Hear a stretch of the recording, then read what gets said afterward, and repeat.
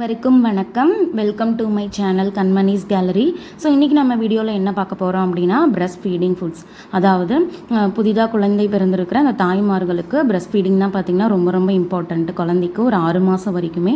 So breast feeding increase பண்ணுறதுக்கு என்னென்ன foods சாப்பிட்லாம் அப்படிங்கிறது ஒரு இம்பார்ட்டன்ட் ஒரு 5 ஃபுட்ஸ் மட்டும் இதில் சொல்ல போகிறேன். ஃபஸ்ட்டு பார்த்திங்க அப்படின்னா மில்க், பால், மாட்டுப்பாலாக இருக்கட்டும் இல்லை பேக்கெட் பாலாக இருக்கட்டும், எதுவாக இருந்தாலும் சரி டெய்லி அட்லீஸ்ட் பார்த்திங்கன்னா மார்னிங் ஒரு கப், ஈவினிங் ஒரு கப் வந்து கண்டிப்பாக குடிச்சிருக்கணும்.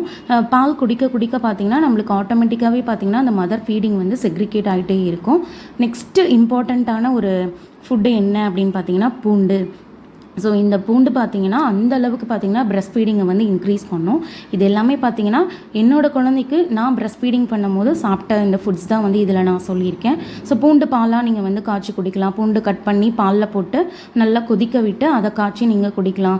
இல்லை அப்படின்னா அந்த பூண்டு பால்லேயே பார்த்திங்கன்னா நாட்டு சக்கரை போட்டு குடிக்கலாம். அந்த பூண்டையும் நீங்கள் மென்று சாப்பிடணும். அப்போ தான் பார்த்திங்கன்னா அது வந்து யூஸ்ஃபுல்லாக இருக்கும். அது எனக்கு பிடிக்கல அப்படின்னா நீங்கள் வந்து பூண்டு குழம்பு மாதிரி செஞ்சு சாப்பிட்லாம். பூண்டு குழம்பெல்லாம் சாப்பிட்டீங்க அப்படின்னா பிரஸ்ட் ஃபீடிங் பார்த்திங்கன்னா நல்லாவே இன்க்ரீஸ் ஆகும். அந்தளவுக்கு பார்த்திங்கன்னா பூண்டு குழம்புல நல்ல பெனிஃபிட்ஸ் இருக்குது. ஸோ ரெகுலராகவே பார்த்திங்கன்னா நீங்கள் பூண்டு குழம்பு சாப்பிட்டுக்கலாம். ஒரு நாளைக்கு வச்சிங்க அப்படின்னா 2-3 டேஸ் வந்து நீங்கள் சூடு பண்ணி சாப்பிட்டுக்கலாம். அது எனக்கு பிடிக்கல அப்படின்னா பூண்டு துவையல் இல்லை பூண்டு சட்னி இந்த மாதிரி நீங்கள் செஞ்சு சாப்பிட்டுக்கலாம். இல்லைப்பா எனக்கு பூண்டு ஸ்மெல்லே பிடிக்காதுன்றவங்க இந்த மாதிரி பூண்டு துவையல், பூண்டு சட்னி இதெல்லாம் செஞ்சு சாப்பிட்டீங்க அப்படின்னா ஆட்டோமேட்டிக்காகவே பார்த்திங்கன்னா பிரஸ்ட் ஃபீடிங் வந்து இன்க்ரீஸ் ஆகிட்ருக்கும். குழந்தைக்கும் பார்த்திங்கன்னா நல்ல ஒரு ஹெல்த்தியான வந்து ஃபீடிங் கொடுக்குற மாதிரி இருக்கும். அதனால் மறக்காமல் இந்த பூண்டு வந்து பிரஸ்ட் ஃபீடிங் பண்ணுறவங்க சேர்த்திக்கோங்க. நெக்ஸ்ட்டு இம்பார்ட்டண்ட்டான ஒரு இது என்ன அப்படின்னு பார்த்திங்கன்னா முருங்கைக்கீரை தாங்க. ஸோ முருங்கைக்கீரை நீங்கள் டெய்லியுமே வந்துட்டு பிரஸ்ட் ஃபீடிங் பண்ணும்போது சாப்பிட்லாம். ஸோ முருங்கைக்கீரையை வந்து சூப் மாதிரி செஞ்சு சாப்பிட்லாம். இல்லை அப்படின்னா அதை கடையல் மாதிரி செஞ்சு சாப்பிட்லாம். இல்லை எனக்கு அதெல்லாம் பிடிக்கல அப்படின்னா பொரியல் மாதிரி கூட நீங்கள் செஞ்சு சாப்பிட்லாம். ஸோ டெய்லியுமே மார்னிங் டைமில் நீங்கள் முருங்கைக்கீரையை சாப்பிட்டீங்க அப்படின்னா உங்களுக்கும் பார்த்தீங்கன்னா வந்து பாடியில் இரும்பு சத்து கம்மியாக இருக்கும் ஆஃப்டர் டெலிவரி.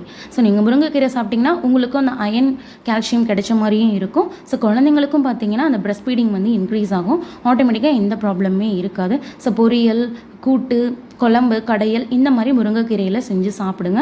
ஸோ இது உங்களுக்கும் நல்லது. குழந்தைங்களுக்கும் பார்த்தீங்கன்னா உங்கள் பிரஸ்ட் ஃபீடிங் மூலியமாக ஆட்டோமேட்டிக்காக அவங்களுக்கு அயன் வந்து கிடைக்கிறதுக்கு சான்சஸ் இருக்குது. ஸோ அதனால் முருங்கைக்கீரையை வந்து ஸ்கிப் பண்ணிடாதீங்க, டெய்லியுமே சாப்பிடுங்க.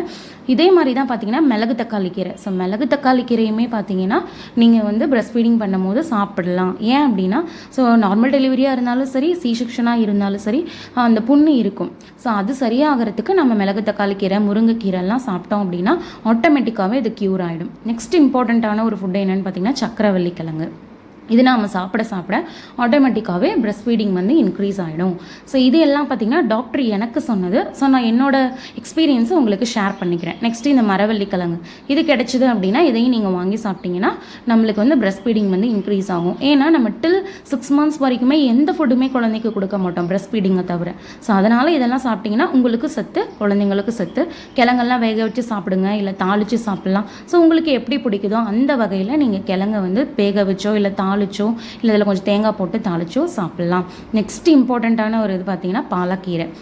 ஸோ பாலக்கீரையில் வந்து சொல்லவே தேவையில்லை, ஏகப்பட்ட நல்லதுகள் இருக்குது. ஸோ கால்சியம், விட்டமின், அயன் இந்த மாதிரி எல்லாமே பார்த்திங்கன்னா அந்த பாலக்கீரையில் இருக்குது. ஸோ நீங்கள் பிரஸ்ட் ஃபீடிங் வந்து கொடுக்குறீங்க அப்படின்னா நீங்கள் ஸ்டார்டிங்லேருந்தே பாலக்கீரை டெய்லியுமே சாப்பிடுங்க. டெய்லியுமே 2 கீரை நீங்கள் சாப்பிட்லாம். மார்னிங் முருங்கைக்கீரை சாப்பிட்டீங்க அப்படின்னா ஆஃப்டர்நூன் டைமில் பாலக்கீரை சாப்பிட்லாம், நைட் டைமில் வேண்டாம். பாலக்கீரை கடையல், தொக்கு இல்லை சட்னி இந்த மாதிரி நீங்கள் செஞ்சு சாப்பிட்லாம். ஈஸியாகவும் பார்த்திங்கன்னா டைஜஷன் ஆகிறதுக்கு சுடு தண்ணி குடிச்சிக்கோங்க. So no problem. Breast feeding வந்து இன்க்ரீஸ் ஆகிறதுக்கு இந்த கீரை வகைகள் வந்து உங்களுக்கு ரொம்ப ரொம்ப ஹெல்ப்ஃபுல்லாக இருக்கும். நான் இதில் சொன்ன எல்லாமே பார்த்திங்கன்னா பால், பூண்டு, பாலக்கீரை, மிளகு தக்காளி கீரை, முருங்கைக்கீரை, அந்த கிழங்கு வகைகள் எல்லாமே பார்த்திங்கன்னா பிரஸ்ட் ஃபீடிங்கை இன்க்ரீஸ் பண்ணும். குழந்தைங்களுக்கும் பார்த்திங்கன்னா நல்ல ஹெல்த்தியான வந்து பிரஸ்ட் ஃபீடிங் கொடுக்குற